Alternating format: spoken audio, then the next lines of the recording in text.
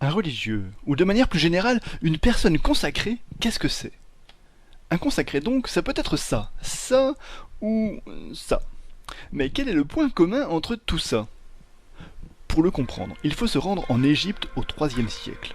Là, un homme, que l'on appellera plus tard Saint Antoine le Grand, fait une expérience fondatrice. Il entend un jour un appel du Christ si fort qu'il décide de partir au désert pour se consacrer radicalement à la recherche de Dieu.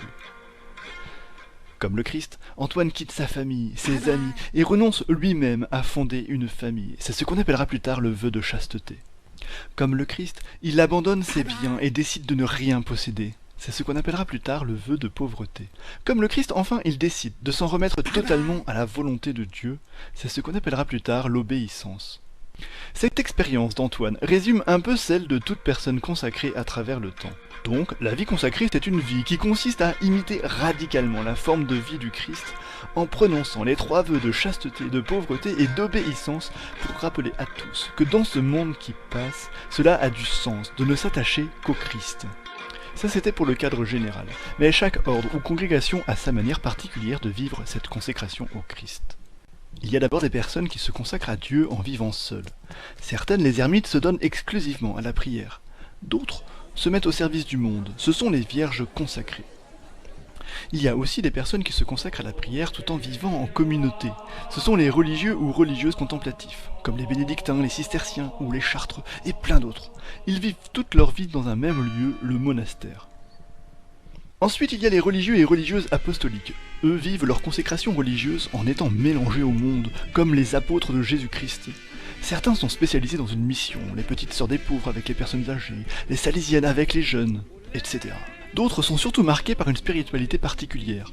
Par exemple, la famille franciscaine avec saint François d'Assise, les jésuites et la famille ignatienne avec saint Ignace de Loyola, etc. Ah, encore une précision. Parmi les consacrés, les religieuses et les religieux, la plupart sont des laïcs, seuls certains sont ordonnés prêtres. Donc, pour résumer, vivre la vie consacrée, c'est bien imiter le Christ, en faisant le vœu de chasteté, de pauvreté et d'obéissance. Cette imitation peut être vécue seule ou en communauté, par une vie contemplative ou par une vie apostolique, en étant laïque ou en étant prêtre. Prenons un exemple. Julien a 27 ans. Il souhaite donner sa vie au Christ, à l'Église et aux autres, en étant consacré comme religieux. Après avoir laissé mûrir cette décision et en avoir parlé avec une personne qui l'accompagne, il a fini par frapper à la porte des Dominicains. Au bout d'un certain temps, Julien a envoyé une lettre au supérieur de cet ordre pour dire officiellement son désir de devenir dominicain. Il a alors été déclaré postulant. Quelques mois plus tard, il est admis au noviciat. Il quitte son travail pour passer 1 an dans un couvent. Il est spécialement accompagné par un maître des novices chargé de voir si la vie religieuse dominicaine est faite pour lui. Au bout d'1 an, s'il en fait la demande et que la communauté et les supérieurs l'admettent, il pourra prononcer des vœux simples qui l'engagent pour 3 ans. Et au bout de 3 ans, il pourra prononcer ces mêmes vœux pour toute sa vie. S'il est appelé à devenir prêtre, il sera ordonné un peu plus tard. Mais quelle que soit l'activité qu'il accomplira, il fera partie de la grande famille des consacrés, qui essaient d'imiter le Christ et de ne s'attacher qu'à lui seul. Qu'il soit dans un monastère ou envoyé en mission, seul ou en communauté, il rappelle à tous l'importance de Dieu dans notre vie.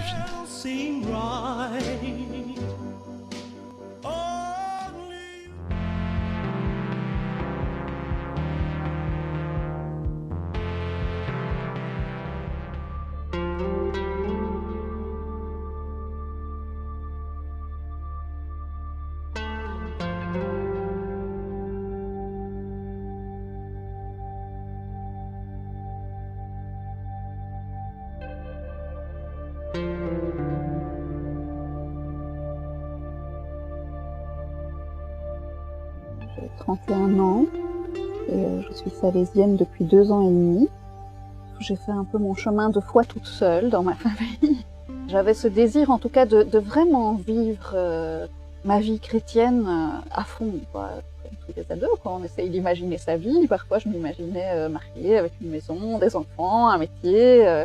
Et parfois je me disais, mais dans le fond, je pourrais aussi être sœur. Mais sans penser spécialement, voilà, si je deviens sœur, ça sera sœur salésienne. Non, pas du tout. Donc non, ça m'est pas venu d'un seul coup comme ça. Ça a grandi petit à petit. En fait, ce qui m'a plu dans le parcours que je disais, notamment les premiers contacts, c'était la proximité, l'accueil, en fait, qu'il y avait envers les jeunes et la joie.